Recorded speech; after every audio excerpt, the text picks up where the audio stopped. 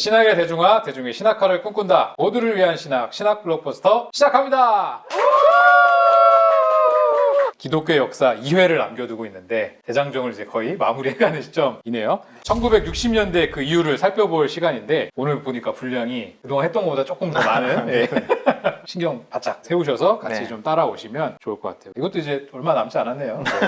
Previously on 신학 블록버스터.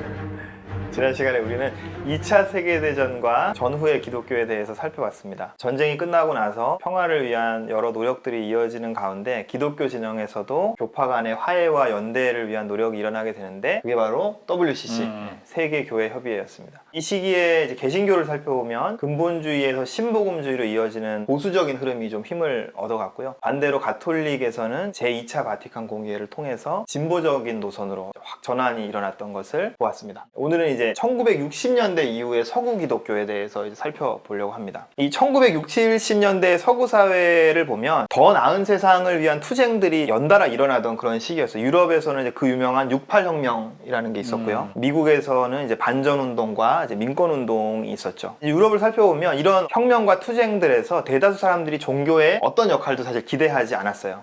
유럽은 계속 이렇게 공적인 영역에서 종교의 영향력이 사라져가는 세속화, 탈종교화의 흐름으로 이제 계속 흘러가게 되고요. 반면에 미국은 이제 상황이 좀 더 복잡했어요. 큰 틀에서 보면 미국도 유럽처럼 이제 세속화의 흐름으로 가고 있는 건 사실이었지만 그 가운데에서도 이 시기에 기독교가 공적인 영역에서 아주 특이하게도 굉장히 정반대의 다른 두 가지 양상으로 이제 영향력을 행사하게 됩니다. 그 지점이 또 되게 흥미롭더라고요. 첫 번째는 뭐냐면 기독교가 민권운동에 미친 영향이었고요. 두 번째는 기독교 우파의 출현이었어요. 이걸 차례대로 좀 살펴보겠습니다.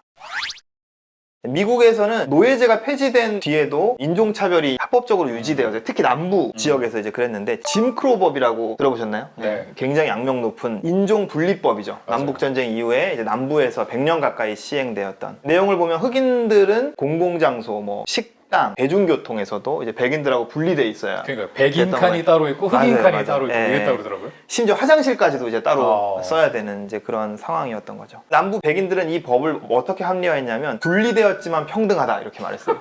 이게 도대체 무슨 소리입니까? 예, 말도 안 되는 얘기죠. 이런 이제 인종차별을 끝내고 평등을 이루려고 하는 투쟁이 이 시기에 시작되게 되는데 이것을 민권운동 또는 흑인 민권운동 이렇게 부르죠. 이 민권운동은 1955년에 이제 몽고메리에서 일어난 한 사건에서 시작이 돼요. 로자 파크스라는 흑인 여성이 버스에서 처음에 앉을 때는 이제 유색인종 자리였어요. 맨 앞줄에 이제 앉아 있었는데 백인 자리가 꽉 차니까 버스 기사가 인종 분리 기준선을 이제 한 칸 뒤로 민 거예요.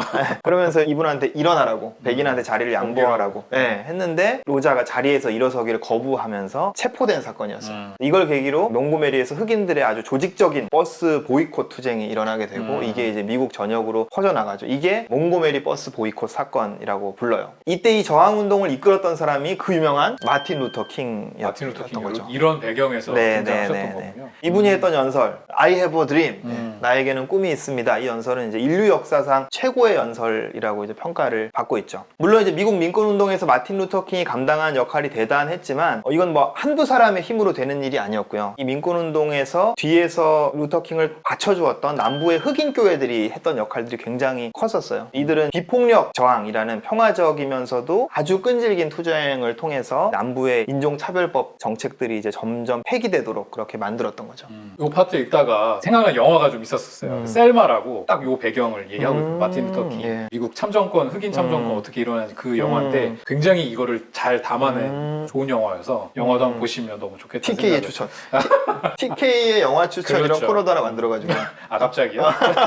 이 기독교가 주도했던 민권운동이 가진 이제 큰 의미는 뭐냐면 정치 이념이 주지 못한 동력을 기독교 신앙이 제공해서 이제 이 일을 해냈다는 점이었어요. 이 시기에 미국을 이끌었던 정치 이념을 살펴보면 자유주의였어요. 자유주의는 사실 뭐예요? 이름 그대로 평등보다는 개인의 자유를 더 중시하는 이데올로기이긴 한데 이 개인의 자유가 제대로 실현되려면 개인의 존엄성과 기본적인 권리가 이제 전제되어야 하는 거죠. 그래서 자유주의 사회는 인간의 기본권을 보장하는 걸 굉장히 중요하게 여겨요. 안타까운 건 뭐냐면 1950년대 미국 사회는 자유주의의 영향력이 정점에 이른 때였는데 그럼에도 여전히 인종차별을 극복하지 못하고 있었다는 거죠. 이런 모순과 한계를 뛰어넘는데 기독교가 굉장히 큰 역할을 하게 됐던 거죠. 무슨 얘기냐면 그 시대를 주름잡았던 이데올로기가 해내지 못한 일을 교회가 주역이 되어서 해냈던 거죠. 굉장히 뿌듯하기도 하고 부럽기도 한 그런 대목인 그렇죠. 것 같아요. 이 시기에 이 민권운동들을 보면 정치 이념 대신에 기독교적 비전이 이제 그 자리를 채우기도 하죠. 그래서 이제 민권운동에 보면 출애굽 모티브나 구약의 예언자 전통에서 흘러나온 강력한 종교적 상징들이 이제 연설 같은 데서 빈번하게 이제 등장하게 되는 거죠. 민권운동의 집회도 이제 내용이나 분위기를 보면 기독교 집회 형식들을 적극 활용했다고요. 이게 집회냐 부흥회냐 이런 느낌이 드는 이제 그런 집회인 거죠. 그랬기 때문에 기독교인들의 민권운동은 기존 정치의 당파성을 넘어설 수 있었어요. 마틴 루터 킹은 공화당이나 민주당 어느 쪽과도 손잡지 않고 기존 정치권 바깥에서 이제 활동을 했었던 거죠. 교회가 당파성에 함몰되지 않으면서도 정치적 행동을 통해서 사회를 변화시키는 아주 훌륭한 예를 보여주게 된 거죠. 민권운동 이후에 교회와 그리스도인들의 정치 참여가 폭넓게 이제 수용되는 분위기가 형성이 되었죠. 역사가 참 아이러니한 게 이런 흐름을 타고 글쎄 말이에요. 전혀 다른 성격의 정치 참여가 기독교 정치 참여에 출연하는데 그게 바로 기독교 우파였습니다.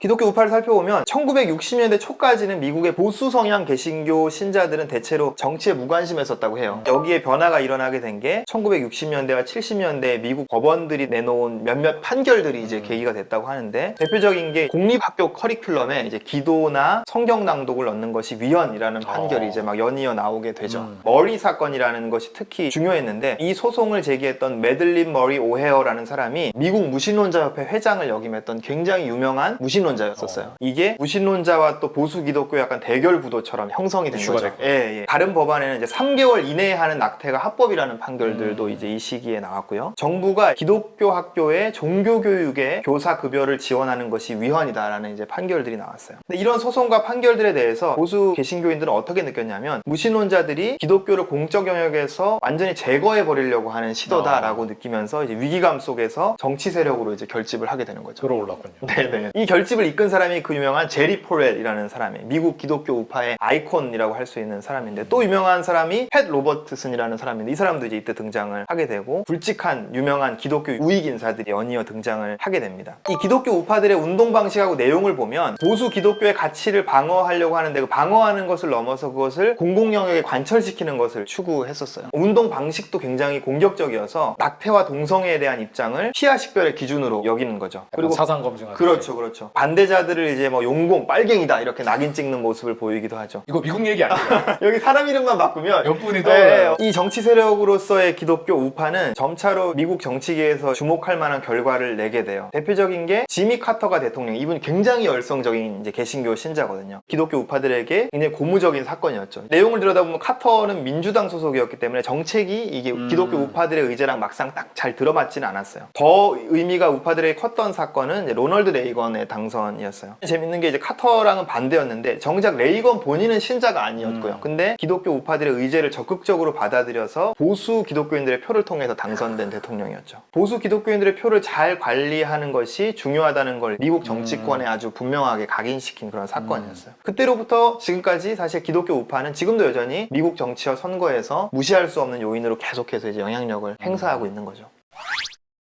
미국 기독교는 시작에서부터 교파 중심이었어요. 미국은 유럽인들이 이주해서 시작된 국가였기 때문에 교파는 어떤 자신들의 뿌리, 그러니까 기원과 정체성에 대한 근거를 이제 제공했던 거죠. 교파주의는 미국 기독교의 오랜 특징으로 유지가 되다가 1990년대에 이르러서 이제 쇠락을 하게 됩니다. 이 시기부터 미국 기독교인들은 이제 교파 정체성을 부차적인 것, 언제든지 바꿀 수 있는 것으로 여기기 시작했던 것 같아요. 그럼 어떤 결과가 일어났겠어요? 교파 간 이동이 좀 활발하게 일어나고 또 초교파적인 교회들도 많이 생겨나게 되었겠죠. 이런 교파주의의 쇠퇴는 이제 미국 기독교의 좋은 일이었을까 나쁜 일이었을까 늘 그렇듯이 두 가지 면이 다 있었던 것 같아요. 먼저 부정적인 면을 살펴보자면 교회를 취향에 따라서 선택하고 쉽게 바꾸는 이제 분위기가 형성되었던 거죠. 우리 책은 이제 소비자주의 정서라고 표현을 했는데 신자들이 마치 상품을 구매하는 소비자처럼 이제 교회를 선택하게 되었죠. 그러다 보니까 교회는 어떻게 해야겠어요? 소비자의 기호에 맞는 서비스를 제공하기 위해서 치열하게 경쟁을 할 수밖에 없었겠죠. 교회가 마치 적자생존의 시장처럼 이제 돼버린 거죠. 그럼 긍정적인 면은 뭐냐? 교파주의가 쇠퇴하면서 현대의 어떤 급격한 사회 문화적 변화에 유연하게 대처할 수 있는 교회가 이제 출현할 수 있었던 거죠. 이 시기가 20세기 중후반을 보면 서구 사회에서 이제 여기저기서 신은 없다, 신은 죽었다라는 선언들이 이제 쏟아지던 시대였어요. 이렇게 강한 어떤 세속화와 탈기독교와 흐름 속에서 교회가 과연 적절한 대응을 할 수 있겠는가 이런 우려가 있던 시기였는데 여전히 교파 교회들은 보수적이고 변화에 좀 둔감하기 때문에 적절한 대응이 쉽지 않았어요. 그런데 이런 교파주의의 세계의 쇠퇴 흐름 속에서 새로운 형태의 교회들이 출현해서 그 시대의 변화들에 발빠르게 대응해가면서 그 시대의 과제를 감당해내었던 그런 측면들이 있는 거죠.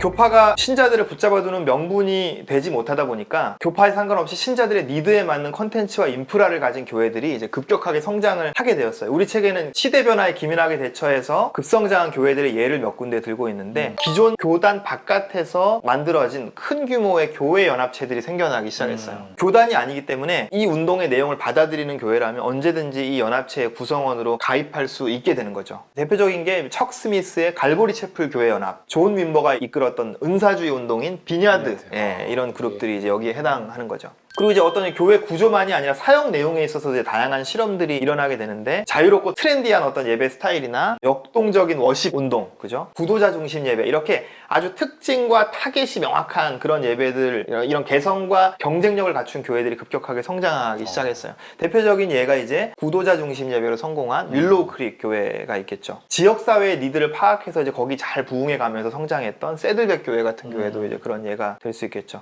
윌로우 크릭이나 세들백 같은 경우는 우리한테도 굉장히 잘 알려진 그렇죠. 미국의 대형 교회들이죠. 이런 대형 교회 현상들이 또 20세기 후반에 미국 개신교를 이제 특징 짓고 있는 거죠. 유럽은 이제 미국보다 더 강한 세속화, 탈기독교 흐름이 있었다고 얘기했는데 그래서 교회도 또 더 고전했었어요. 그 중에서도 창의적인 대응을 했던 그룹들 몇 개를 이제 우리 책이 소개하고 있는데 핀란드의 도마미사. 처음 들어봤어요, 사실. 도마라는 이름에서 알 수 있듯이 회의자의 필요에 굉장히 이제 도마가 그런 질문을 하는 인물이니까. 그런 상징적인 인물이잖아요. 그래서 또 현대의 영성과 고대의 전통을 잘 결합한 것을 이제 특징으로 하고 있는 교회라고 합니다. 영국의 알파코스. 제가 또 이 알파코스를 수료한 사람이에요. 정말. 이거 반가웠어요. 그래서 이거구나. 네, 맞아요. 우리나라에서도 진짜 붐이 일어섰어요. 그러니까요. 그죠? 내용을 보면 한 10주 정도의 단기 집중 전도 프로그램이에요. 그죠? 참가자들을 극진하게 환대하고 앞치마 둘렀던 거 생각나요. 그런 환대를 받으면서 이제 편안한 환경에서 복음을 이제 소개받는 거죠. 그리고 이제 짧은 시간이지만 함께 한 이들과 공동체가 형성되는 그런 진한 경험들도 이제 경험하게 되죠. 1960년대 이후에 유럽의 이제 가톨릭 상황을 한번 살펴보면요. 2차 대전 이후에 동유럽의 많은 가톨릭 지역들이 이제 공산화가 되었어요. 그러면서 이제 그 지역에 있던 가톨릭 교회들이 이제 굉장히 어려움을 겪게 되죠. 교황 비오 12세가 이제 공산주의를 비판하니까 스탈린이 그걸 듣고 나서 교황은 병력이 얼마나 있지라고 말했다는 그런 되게 무섭네요. 현대 세계에서 교황의 입지가 얼마나 좁아졌는지를 이제 잘 보여주는 일화인데요. 참 인간사가 복잡하고 간단하지 않은 것이 독재자들이 이렇게 종이호랑이 취급하면서 비웃었던 교황이 그 상징성을 통해서 사실 군사력을 뛰어넘는 영향을 미치기도 했어요. 그걸 가장 잘 보여준 예가 바로 교황 요한 바오로 2세였어요. 1978년에 교황이 됐는데 455년 만에 비이탈리아인 교황이었다고 해요. 또한 놀라운 것은 최초의 폴란드인 교황이었어요. 폴란드는 사실 전통적인 가톨릭 국가였는데 공산화된 이후에 이제 가톨릭이 굉장히 고전하던 지역이었는데 그런 상황에서 폴란드인 교황이 선출되니까 폴란드 국민들이 자부심과 사기가 아주 한껏 고양된 그런 사건이었죠. 그래서 그 이후에 폴란드에서 뭐가 일어나냐면 공산권 몰락에 아주 결정적인 역할을 했다고 평가받는 자유노조 운동이라는 게 일어나요. 거기에 이 요한 바오로 2세의 폴란드 방문이 아주 지대한 영향을 미쳤다는 게 정설이에요. 교황의 폴란드 방문 때 폴란드 국민의 3분의 1이 모였다고 하죠. 그 정도로 이제 불을 지폈던 사건이었던 거예요. 폴란드의 자유노조 운동 이후에 또 소련과 다른 동유럽 국가들에도 이런 비슷한 저항 운동들이 이제 퍼져나가는 계기가 되죠. 공산국가들에 대한 소련 공산당의 장악력이 점점 약해져 가다가 고르바초프의 개혁 개방 정책 이후에 결국 소비에트 연방이 이제 무너지게 되는 거죠. 그래서 이런 연쇄적인 인과관계를 고려해 보면 공산권이 몰락하는데 이 요한 바오로 2세가 직간접적으로 기여한 바가 아주 크다는 것을 볼 수 있는 거죠. 고르바초프도 그렇게 얘기했다고 해요. 요한 바오로 2세가 아니었으면 철의 장막은 무너지지 않았을 것이다 이렇게 인정했을 정도라고 하죠. 또 요한 바오로 2세는 또 아주 상반된 평가를 받고 있는 논란의 인물이기도 해요. 독단적으로 막 주교를 임명하고 권위적인 태도를 보여서 많은 또 갈등을 일으켰다고 하고요. 신학적으로도 굉장히 보수적이었고 다른 노선들을 이제 강압적으로 막 틀어막기도 했었어요. 유명한 사건이 이제 이분이 교황이 된 지 1년 만에 당대 가장 저명한 가톨릭 신학자였던 한스 킹의 이제 교수 자격을 박탈했던 그런 이야기는 아주 유명하죠. 그래서 이런 모습들 때문에 요한 바오로 2세를 2차 바티칸 이후에 사실 굉장히 전향적인 태도를 보여줬던 카톨릭을 다시 보수적 퇴행으로 이끌었던 교황이다라는 이제 평가를 받고 있기도 하죠. 피지배 계층을 해방시키려는 운동들이 다수 출현했던 것이 이제 근현대 사회의 특징이기도 했어요. 대표적으로는 막시즘이 있겠죠. 그리고 또 앞서 살펴봤던 민권 운동이나 페미니즘도 이제 여기에 해당한다고 할 수 있겠죠. 그래서 이런 세속 사회에서 나타난 여러 해방 운동들하고 영향을 주고받는 가운데 기독교 내부에서도 기독교적 버전의 해방 운동들이 나타나기 시작해요. 그 중에서 이제 우리 책은 페미니즘과 해방 신학을 이제 다루고 있죠. 먼저 페미니즘을 살펴보면 페미니즘의 뿌리는 이제 20세기 초에 있었던 여성 참정권 운동에서 찾을 수 있다고 해요. 하지만 본격적으로 페미니즘 운동이 등장한 것은 1960년대 말이었습니다. 페미니즘의 이제 기원을 살펴보면 페미니즘이 반종교적인 특성을 띠는 건 분명한 것 같아요. 특히나 이제 기독교, 유대교, 이슬람교 같은 이제 유일신 종교들을 이제 맹렬히 비판을 하죠. 왜냐하면 이제 이런 종교들이 하나님을 남성으로 보는 관념을 가르치고 그걸 통해서 이제 가부장 문화가 유지되는 데 기여한다고 이제 보는 거죠. 그렇다고 해서 이제 모든 페미니즘이 반기독교적이고 기독교와 접점이 1도 없다라고 생각하는 건 저는 현실을 제대로 반영하지 못한다는 생각이 들어요. 왜냐하면 기독교 페미니즘도 등장했고 기독교와 페미니즘의 접점은 점점 더 커져가는 추세에 있어요. 우리 책도 페미니즘이 기독교에 미친 중요한 영향을 이제 두 가지 들고 있는데요. 첫 번째는 페미니즘 운동은 교회 안에서 여성이 적절히 대표되도록 노력했다는 거예요. 그걸 위해서 특히 성직자 그룹의 여성을 세우려는 노력에 이제 힘을 실어주게 되었던 거죠. 이것은 여성 안수에 대한 논쟁을 이제 촉진하게 되었어요. 여성 안수 논쟁은 굉장히 중요한 주제여서 우리 책도 이제 자세히 다루고 있는데 저희는 복음주의 신학 논쟁을 찍을 때 더 자세히 다룬 적이 있기 때문에 넘어가도록 하겠습니다. 네, 또 참고하시면 좋을 것 같아요. 네네. 신학 블록버스터 28회를 참고하시면 되겠습니다. 저희가 참 많은 걸 한 것 같아요. 네네. 두 번째로 페미니즘은 기독교가 남성의 언어와 남성 중심의 서사에 치우친 그런 경향들을 교정하는 역할을 이제 했다는 거죠. 그래서 이제 기독교 페미니스트들은 하나님을 여성으로 표현하기도 하고요. 성경과 전통 속에 묻혀 있었던 여성들의 이야기를 이제 발굴해서 재조명하는 역할을 이제 하기도 했죠. 이 중에 일부 시도들은 낯설게 받아들여지기도 하고 논쟁 중에 있는 것들도 있지만 페미니즘과 기독교의 교류는 걸음마 단계에 있다고 보면 될 것 같아요. 앞으로도 더 큰 잠재력과 가능성을 가지고 있다 이렇게 볼 수 있는 것. 관련해서 책을 한권 소개하자면 백서영 교수님의 페미니즘과 기독교의 맥락들이라는 책이 있어요. 페미니즘의 역사, 페미니즘과 기독교의 관계, 또 기독교 페미니즘의 가능성, 현황 뭐 이런 것들을 아주 흥미롭고 체계적으로 잘 다루고 있는 그런 좋은 책이라고 생각합니다. 해방신학? 예, 해방신학을 살펴보죠. 해방신학은 1960년대에 남미에서 등장했어요. 이 해방신학을 촉발시킨 아주 중요한 회의가 있는데 1968년에 메데인 주교회의라는 것이었어요. 메데인 회의에서 남미의 주교들은 교회가 그동안 민중을 억압하는 정부의 편을 들었다는 것을 인정하면서 앞으로 이제 가난한 이들의 편에 서겠다라고 선언해서 굉장히 큰 파장을 일으켰죠. 이 회의를 주도했던 사람이 해방신학의 아버지라고 불리는 그 페루 신학자 구스타보 구티에레즈라는 분이에요. 혼 소브리노, 또 호세 미게스 보니노 이런 학자들에 의해서 이제 해방신학이 꽃을 피우게 됩니다. 해방신학의 특징을 살펴보면 서구신학과 강하게 대비되는 면이 뭐냐면 기존의 서구신학은 행동을 성찰의 결과물로 여겼어요. 신학이 먼저 있고 그 신학의 적용으로 이제 실천이 따라온다는 거죠. 굉장히 서구적이죠. 그죠? 네. 사유를 중시하는. 해방신학은 그 순서를 바꿔서 실천, 그러니까 행동이 먼저 온다는 거예요. 그리고 나서 비판적 성찰이 따라온다고 보았어요. 보니노는 뭐라고 얘기했냐면 신학은 세계를 설명하기를 멈추고 세계를 번역하는 일을 시작해야 한다. 저 이 말이 너무 멋있더라고요. 그죠, 멋있죠. 네, 예. 너무 멋있어요. 이분들은 가난한 이들의 편에 서는 삶을 실천했고 그 자리에서 가난한 이들을 향한 하나님의 특별한 사랑이라는 신학을 펼쳤던 거죠. 근데 또 한편 이제 해방신학은 막시즘을 적극 활용하는 것 때문에 비판을 받기도 예상되죠. 그죠? 불안하다 이렇게 그렇죠. 느껴질 법하죠. 거기에 대해서 해방신학자들은 두 가지 근거를 들어서 이제 변호를 하고 있어요. 첫 번째는 해방신학에서 막시즘은 신학에 우선하는 게 아니라 도구다. 사회분석의 도구로 활용되는 거다. 이 세상에 존재하는 불의와 불평등을 폭로하고 그 원인을 설명하는 데 있어서 막시즘만큼 유용한 도구는 없다라는 거죠. 그러면 막시즘은 오로지 분석에만 쓰이냐? 그것도 아니에요. 이들은 막시즘의 비전과 대안 역시 기독교가 충분히 활용할 수 있다고 봐요. 그러면 막시즘이 분석에도 쓰고 뭐 대안도 제시하면 막시즘과 그러니까 해방신학의 쓰지. 차이점은 뭐냐? 이 운동의 원동력이 이데올로기가 아니라 가난한 이들을 향한 하나님의 사랑에서 나온다는 거죠. 예, 그걸 주장하는 겁니다. 근데 이 가난한 이들을 향한 하나님의 사랑이라는 것은 원래부터 복음의 핵심이었지 이게 어떤 뭐 남미의 어떤 불평등한 상황이나 막시즘 때문에 나중에 덧붙여진 해석이 아니다라는 것이 해방신학자들의 이제 중요한 주장인 거죠. 하지만 해방신학은 남미에서 크게 부흥했다가 이제 점차 쇠퇴해 가게 되는데요. 맥그라스는 남미에서 해방신학이 쇠락하게 된 이유를 이제 짤막하게 두 가지 들고 있어요. 첫 번째는 너무 먼 목표에 초점을 맞췄기 때문이다. 너무 이상적이었다. 네, 말씀하신 대로 이상을 너무 추구하다 보니까 현실 번역 능력이 다소 좀 떨어졌다는 거죠. 두 번째 이유가 아주 흥미로운데 가난한 민중들이 해방신학이 아니라 오순절 신학을 선택했기 때문이다 이렇게 말하고 있어요. 굉장히 재밌는 지점인데 다음 시간에 좀 더 자세히 살펴보겠습니다. 그런가요? 네. 이 와중에 여기다가 홍쌤께서 뭘 또 덧붙이신다고. 1960년대 이후 서구 기독교를 재밌지만 길게 살펴봤는데요. 맥그라스가 서문에서 뭐라고 얘기했는지 기억하시나요? 교회사의 모든 이정표를 다루겠다 이렇게 공언을 했었잖아요. 근데 저는 이걸 뺐단 말이야 싶은 게 있어가지고 제가 아 죄송한데 좀 적당히 하시죠. 지금 너무 피곤해요. 지금.